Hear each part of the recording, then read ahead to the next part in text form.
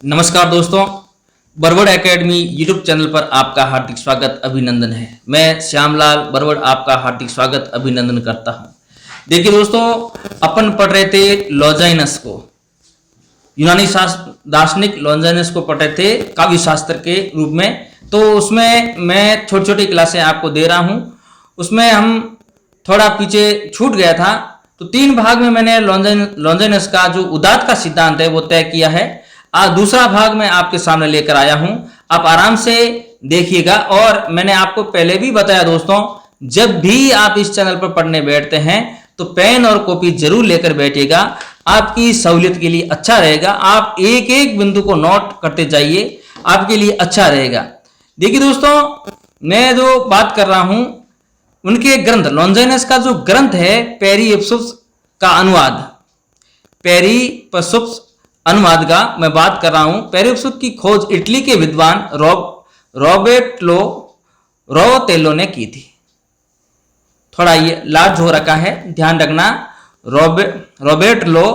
रोबेटेलो ने की थी, कब की? 1555 में की। ये बात आप आराम से ध्यान रखना, है ना। और इसका प्रथम संस्करण इतावली भाषा में छपा था। अब इस बात को आप आराम से ध्यान रखना, क्योंकि परीक्षा में ये सवाल पूछे जाते हैं दोस्तों, परीक्षा में ये सवाल पूछे जाते हैं, ठीक है ना। परीक्षा में अक्सर ये सवाल पूछे जाते हैं कि इनका प्रथम संस्करण कब प्रकाशित हुआ। तो प्रथम संस्करण है वो इटावली भाषा में प्रकाशित हुआ था, और इस ग्रंथ की खोज करने वाला विद्वान था रोबर्टेलो, जो 1554 ईस्वी में पेरिप्सुस ग्रंथ की खोज की थी। लॉन्जाइनस का यह ग्रंथ है और इसका प्रथम संस्करण है वो इतावली भाषा में प्रकाशित हुआ, ठीक है ना। अब यहां से प्रश्न यह बन सकता है कि लॉन्जाइनस द्वारा रचित पेरिप्सुस का प्रथम संस्करण कब प्रकाशित हुआ? नहीं, किस भाषा में प्रकाशित हुआ? तो इतावली भाषा में प्रकाशित हुआ। इस बात को आप ध्यान में रखें। आगे मैं बात करने जा रहा हूं। देखिए, उसके बाद 1652 ईस्वी में इसका प्रथम अंग्रेजी अनुवाद करने वाले जॉन हॉल ने किया था। और किस नाम से किया? हाइट्स ऑफ एलोकेंस के नाम से इसका प्रथम संस्करण प्रकाशित किया अंग्रेजी में। अब यहां से देखो, वेरी इंपॉर्टेंट क्वेश्चन बन रहे हैं। उसके बाद 1652 में इसका प्रथम अंग्रेजी अनुवाद, पहले तो इतावली भाषा में इनका प्रथम प्रकाशन हुआ इतावली भाषा में। उसके बाद 1652 में इसका प्रथम जो अनुवाद अंग्रेजी में जॉन हॉल ने किया था, और किस नाम से किया? Heights of the eloquence. Very most question है, आप इनको मोस्ट लगा दो दोस्तों, बहुत अच्छा क्वेश्चन है ये, ठीक है ना। हाइट्स ऑफ एलोकेंस नाम से किया है। और आगे मैं बात करूं, देखिए, उदात्त का सबसे प्रभावी अनुवाद बोयलो ने, विद्वान का नाम क्या है? बोयलो ने फ्रेंच भाषा में ऑन द सबलाइम नाम से किया है। अब देखिए, सबलाइम आ गया, है ना। तो उदात्त का सबसे प्रभावी अनुवाद, आज तक का सबसे प्रभावी अनुवाद 1674 ईस्वी में बोयलो नाम का एक विद्वान था। बोयलो विद्वान ने फ्रेंच भाषा में, किस भाषा में? फ्रेंच भाषा में ऑन द सबलाइम नाम से किया है। तो ऐसा ही प्रश्न पूछा जा सकता है परीक्षा में। उदात्त का सबसे प्रभावी अनुवाद कब हुआ? 1674 ईस्वी में। किसने किया? बोयलो नाम के एक विद्वान ने किया। किस भाषा में किया? फ्रेंच भाषा में किया। किस नाम से किया? ऑन द सबलाइम नाम से किया है। अब आप भूल नहीं पाओगे, और अगर अब भी भूल रहे हो दोस्तों, तो आप पेन और कॉपी लेकर बैठिए, एक एक बिंदु को आप नोट करते जाइए, एक एक बिंदु को आप आराम से नोट करते जाइए। मैं हमेशा आपके साथ हूं दोस्तों, एक एक बिंदु को नोट करते जाइए, आप नहीं भूल पाओगे। मुझे पता है आप नहीं भूल पाओगे, मैंने इतना मतलब इनको शॉर्ट ट्रिक कर दिया है, आप नहीं भूल पाओगे। भूल भी जाओ तो आप अपनी कॉपी में नोट करते जाओ। उदात्त का सबसे प्रभावी अनुवाद 1674 में हुआ। किसने किया? बोयलो नाम के विद्वान ने किया। किस भाषा में किया? फ्रेंच भाषा में किया और किस नाम से किया दोस्तों? On the Sublime. इस बात का आप ध्यान रखें, ऑन द सबलाइम्स। अब मैं आगे बात करूं और वेरी मोस्ट इंपॉर्टेंट क्वेश्चन है, इससे भी ज्यादा मोस्ट इंपॉर्टेंट है। देखिए, और इसे सबलाइम कहकर जग प्रसिद्ध कर दिया, और इसे सबलाइम कहकर जग प्रसिद्ध कर दिया, और सबलाइम ग्रंथ पूरे विश्व में कई अनुवाद हो चुके हैं। स्क्रिप्ट के रूप में पढ़ा जा रहा है। यह सबलाइम ग्रंथ पूरे विश्व में कई भाषाओं में अनुवाद हो चुका है दोस्तों, कई भाषाओं में अनुवाद हो चुका है। देखिए, अब ये 3 महत्वपूर्ण प्रश्न है, मैं वापस रिपीट कर देता हूं, आप कहीं भूल नहीं पाए। देखिए, सबसे पहले इनका इटावली भाषा में अनुवाद हुआ, प्रथम प्रकाशन हुआ। उसके बाद 1652 में प्रथम अनुवाद अंग्रेजी में हुआ, जो जॉन हॉल ने किया, हाइट्स ऑफ द एलोकेंस नाम से किया, ये आपके सामने लिखा हुआ है, ठीक है ना। और उसके बाद उदात्त का सबसे प्रभावी अनुवाद 1674 में किया गया। किसने किया? बोयलो ने किया। किस भाषा में किया? फ्रेंच भाषा में किया। और किस नाम से किया दोस्तों? तो ध्यान रखें, on the Sublime, on the Sublime नाम से किया। आगे मोस्ट इंपोर्टेंट क्वेश्चन यह है, इसे सबलाइम कहकर जग प्रसिद्ध कर दिया, जग यानी संसार में प्रसिद्ध कर दिया। सबलाइम ग्रंथ पूरे विश्व में अनुवाद हो चुका है। इस बात को आप ध्यान रखें, मैं ज्यादा समय नहीं लूंगा, आप स्क्रीनशॉट लेते जाइए, यहां पर अपने पेन कॉपी से लिखते जाइए। आगे देखिए दोस्तों,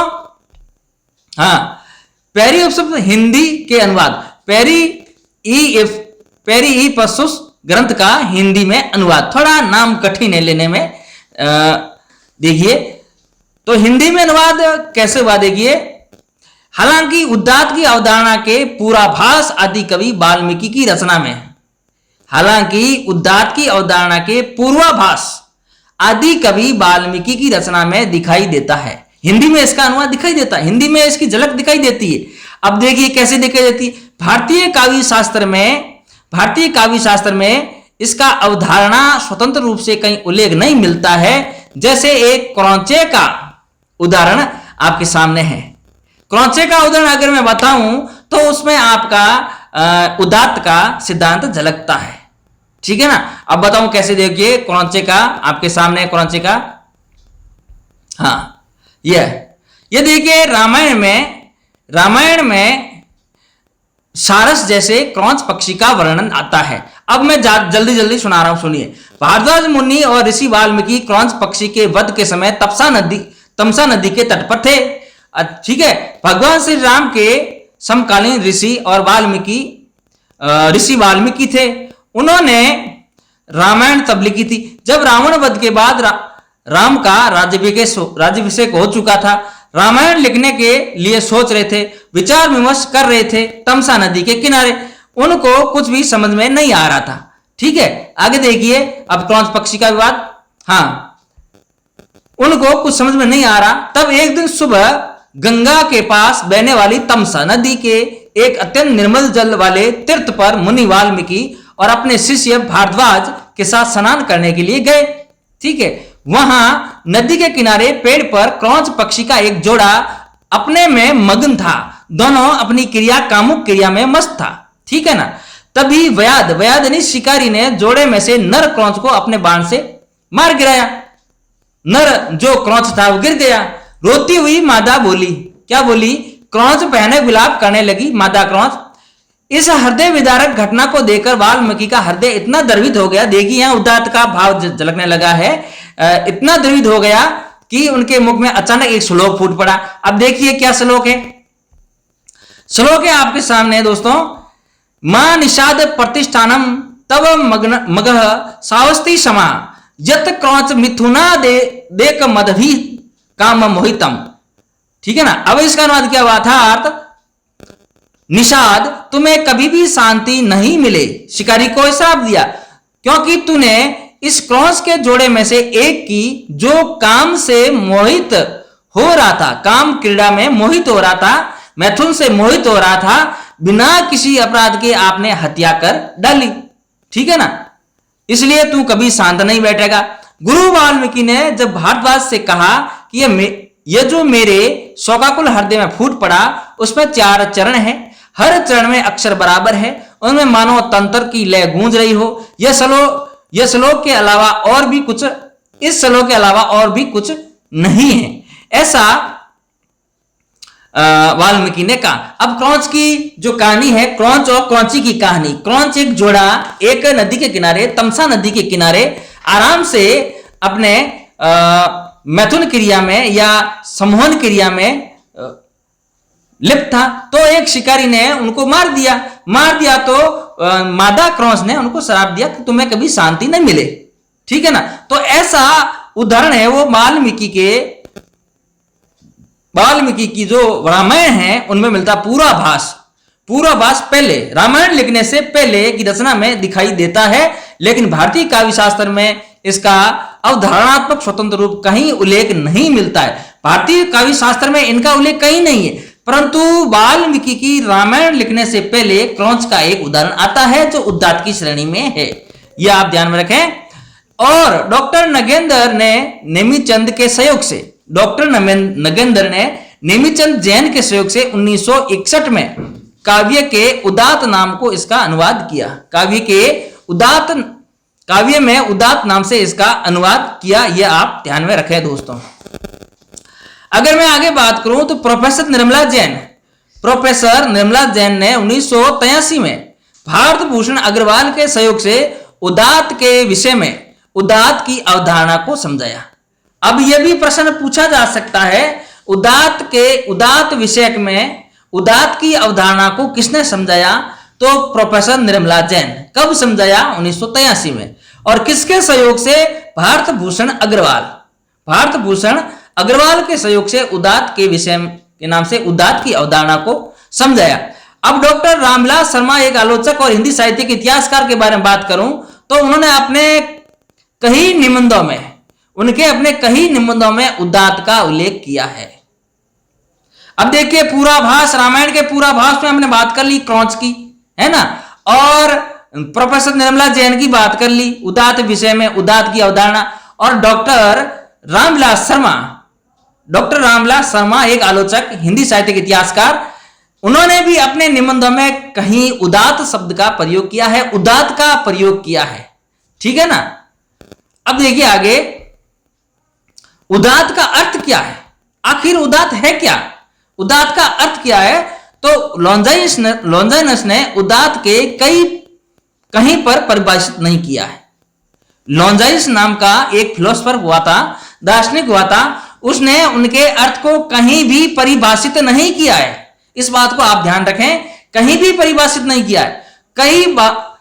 कई बाद के व्याख्याकारों ने अर्थ दिए हैं, उसके बाद कई व्याख्याकार हुए लॉन्जाइनस के उदात तत्व की अवधारणा के, कई बाद के व्याख्याकार हुए, उन्होंने इनका अर्थ इस प्रकार दिया है, एक परिष्कार, शोधन, शुद्धि, ऊपर की ओर उठना, यह अर्थ दिया है। उदात का अर्थ परिष्कार है, उदात का अर्थ शोधन है, उदात का अर्थ शुद्धि है और उदात का अर्थ ऊपर की ओर उठना है। ऐसा बाद के जो व्याख्याकार हुए, बाद के जो आचार्य हुए, उन्होंने इनका अर्थ ये दिया। अब परीक्षा में ये सवाल पूछा जा सकता है, उदात का अर्थ क्या है? भाई लॉन्जाइनस ने तो कोई उदात का अर्थ दिया नहीं, है ना, तो बाद के जो व्याख्याकार हुए उनका अर्थ भी माना जाएगा तो परिष्कार, शोधन, शुद्धि, ऊपर की ओर उठना। इस बात को आप ध्यान में रखें। और आगे मैं बात करूं, एटकिंसन जो एक विद्वान हुआ था, एटकिंसन नाम का एक विद्वान, एटकिंसन ने उदात को एलिवेशन, किस नाम से? एलिवेशन कहकर इसका अर्थ गौरव प्रदान किया। एटकिंसन उदात को एलिवेशन कहकर इसका अर्थ गौरव प्रदान बताते हैं। यह बहुत ही अच्छा है। एटकिंसन एक विद्वान है, ठीक है ना, और उदात को एलिवेशन कहकर इसका अर्थ गौरव प्रदान बताते हैं। इस बात को आप आराम से दोस्तों ध्यान में रखें। आज मित्रों इतना ही। अगली कक्षा में मैं इस लॉन्जाइनस के उदात तत्व की अवधारणा को पूरा कर दूंगा। उसके बाद में नए आचार्य को लेकर आऊंगा, जो आप आराम से देखना। ये जो मैं लेकर आ रहा हूं आपके पीजीटी और स्कूल व्याख्याता, कॉलेज लेक्चरर, नेट स्लेट में अक्सर ये सवाल पूछे जाते हैं। भारतीय काव्य शास्त्र और पाश्चात्य काव्य शास्त्र दोनों के सवाल पूछे जाते हैं दोस्तों। तो आप इनको हल्के में नहीं लें, इनको अपनी कॉपी में नोट करते जाइए, आपके लिए अच्छा रहेगा, सहूलियत रहेगी।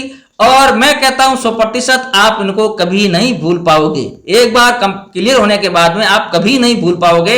सन, तारीख, जो भी है डिटेल, इनकी जो अवधारणा है, उदार तत्व हो, चाहे अरस्तु का हो, चाहे भट्टनाय का साधारणीकरण हो, है ना, प्लेटो का हो, मैं एक एक बिंदु को यहां मैं आपके सामने स्पेल आउट करूंगा।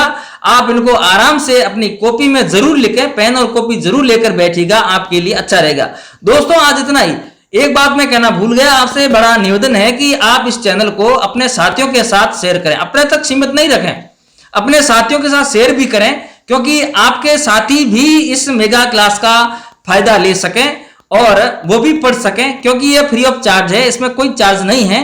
तो हो सकता है कि इस क्लास में से कुछ सीख कर साथी किसी परीक्षा में सवाल हल करें, सही करें, तो उनका भला हो सके। उन साथियों तक आप इनको ज्यादा से ज्यादा फॉरवर्ड करें, शेयर करें। मैं आपका अति आभारी रहूंगा। नमस्कार, धन्यवाद।